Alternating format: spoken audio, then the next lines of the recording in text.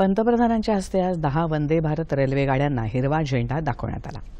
यामध्ये अहमदाबाद मुंबई सेंट्रल गाडीचाही समावेश आहे। मुंबई सेंट्रल स्थानकात आयोजित कार्यक्रमात राज्यपाल रमेश बैस, मुख्यमंत्री एकनाथ शिंदे आणि केंद्रीय सूक्ष्म लघु आणि मध्यम उद्योग मंत्री नारायण राणे उपस्थित होते।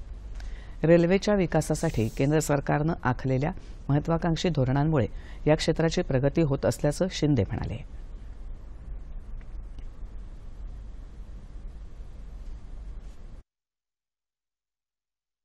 मोदी साहेबांनी स्थानिक लोकांना जे हे दिलेलं आहे प्राधान्य ते यातून दिसतं।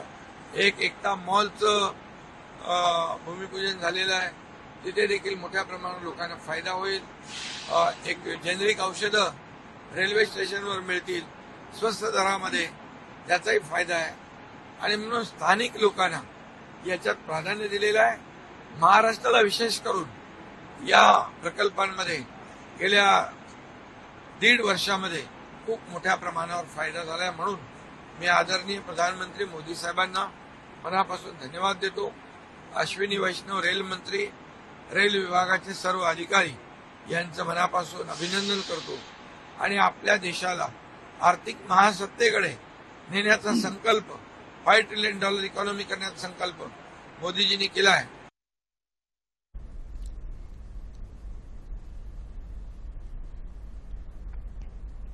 छत्रपती शिवाजी महाराज स्थानकावर मध्य रेल्वेचे महाव्यवस्थापक रामकरण यादव उपस्थित होते। तसंच मोठ्या संख्येने विश्वकर्मा कारागीर आणि नागरिकही उपस्थित होते।